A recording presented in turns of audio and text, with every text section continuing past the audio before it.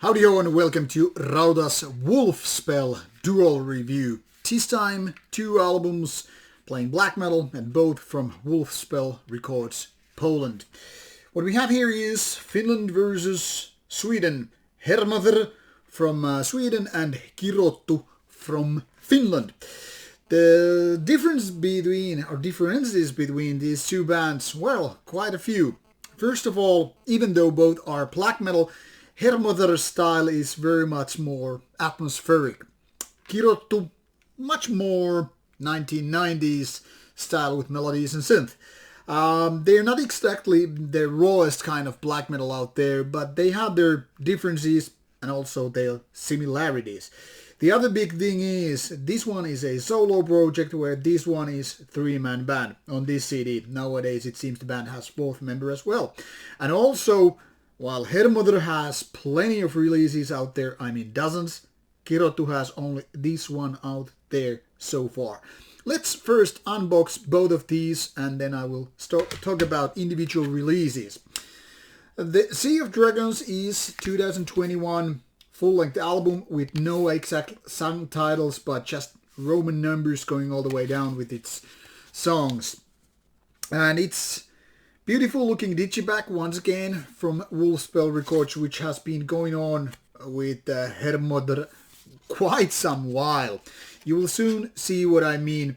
Here's the CD with more sea imagery. There is no booklet, just very simple, beautiful, one could say minimalistic design.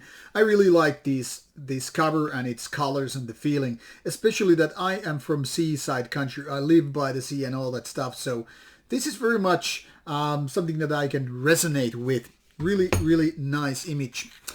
Kirottu, on the other hand, has a little bit of a different aspect, where Hermodr is clearly aiming this kind of a beauty and atmosphere. Kirottu is going a little bit into different direction. One could say more traditional with their black metal. And that is also going with the cover. You see pentagram, you see black background and kind of a ominous feeling with this album called Deity Embers. So as you can see, this is the band lineup now, 3 men. But nowadays it seems as of 2021, fourth member has joined the band, at least according to Metal Archives. And there are no lyrics included whatsoever, more like a classic painting inside. So neither has lyrics, neither has proper booklet into those terms. Anyway, that's how these CDs look like. It's time to talk about music. Now, those who know my channel for quite some time already know that I'm gone through quite a few Hermodr releases, albums and the like, but still nowhere near the full list. As you can see, this is a crazy project in the terms of releasing a lot of material, mostly EPs, but some years you have even 2 full-length albums, and then you have these compilations which are made of EPs, so there's a little bit overlapping with this one, but definitely very, very many albums. And rightfully so, being this only one project band, one could say Hermodr is both good and bad, a bedroom black metal project. Those who don't know what bedroom black metal is, well, usually it's a kind of a derogatory term for people or artist who operates within his, I don't know, 1 or 2 bedroom apartment, well, not maybe 2 bedroom apartment, but 1 or 2 room apartment, and goes to record his stuff in a bedroom because, you know, maybe his mother, father, or maybe partner, you know, significant other, is in their other room, maybe watching television, cooking food or whatever, and you're like, hey, go record your stuff right there in your own room. Maybe it's a man cave or, I don't know, bedroom, but that's where the term comes from. Anyway, that is like lack of rehearsal praise, you just record everything at home. It might be a living room, doesn't really matter. Bedroom black metal is here to stay.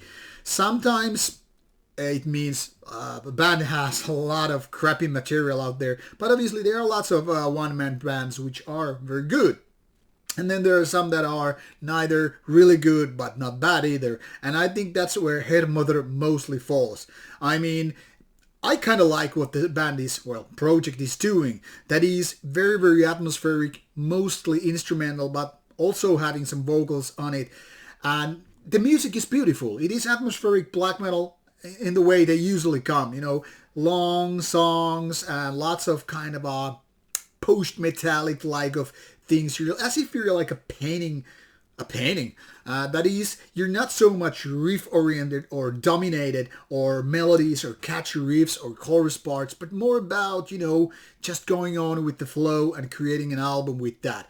Now, it's definitely not for everybody, but many people who like the more beautiful end of black metal are very much at home with, the style that is described as atmospheric black metal. And I think Hermodr is doing just fine with that territory. Some albums are obviously better than the others, but mostly the style is very, very consistent.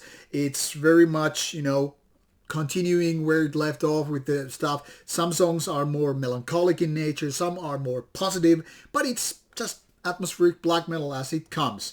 And for people who are looking for more raw end of black metal or more symphonic, more guitar driven, more melodic driven black metal, well, this guy could be quite a tricky pony to ride, or tough cookie to crack. But in my opinion, Hermodr is doing solid work, and Sea of Dragons doesn't really change the pattern. I mean, throughout this massive catalog of albums, I've listened to many of them, but not all. I think the Sea of Dragons falls right in the middle. It's not the best album by Hermodr out there, but not even the worst.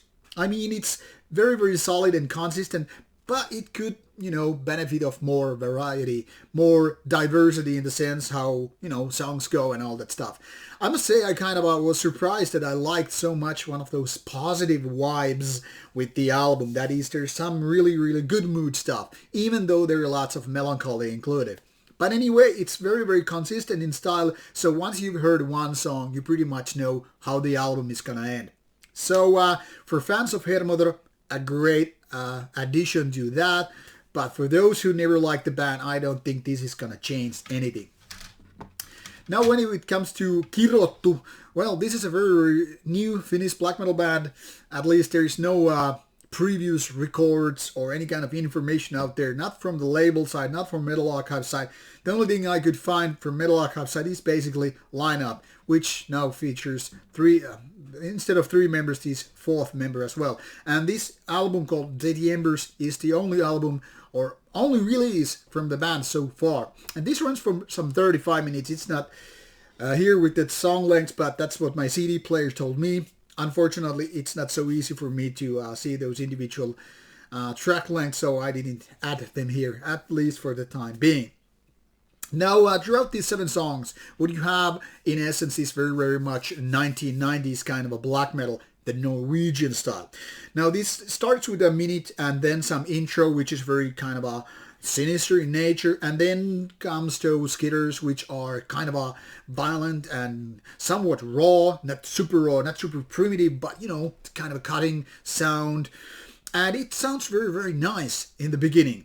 Then the more synths come in, then it kind of starts to decline, in my opinion. And it starts to remind me of 1990s Emperor and Dimmu Borgir. Now, for some people, that is a great thing to hear. Like, if you're big on anthems and big of albums such as, Stormblast maybe, or Enthroned Darkness, Triumphant, then you might be like, wow, this is really, really get your fluids going on. But for me, I'm a little bit allergic, especially these days, to kind of a cheesy keyboard use. And when it's like an overwhelming amount of that, I get really, really bored really quickly. I'm more about guitars. I mean, I don't mind keyboard use at all, especially when it's nicely executed and all. But for me, Kirottu is not doing that very well. I mean, it's all totally fine, but not really like, wow.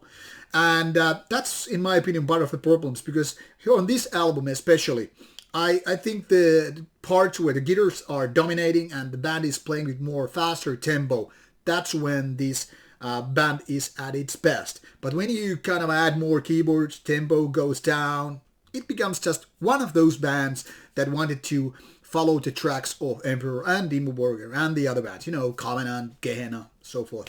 So it's very, very Norwegian sounding in overall. Production-wise, pretty decent, nothing phenomenal, and same goes for the vocals. They're pretty much the basic standard black metal raspy vocals, which you could expect for any kind of band in the genre. So nothing really too fancy here, but nothing major wrong here. I mean, it's very, very enjoyable and listenable, but I don't think it's going to be a future classic. Now, once again, with the dual review concept, if I had to pick one of these albums, which one would I go for? Which one I could go with? Now, the thing here is, these are both very consistent and solid at the same time, but nothing phenomenal here. At the same time, this sounds more familiar, so I guess I could pick Hermodr.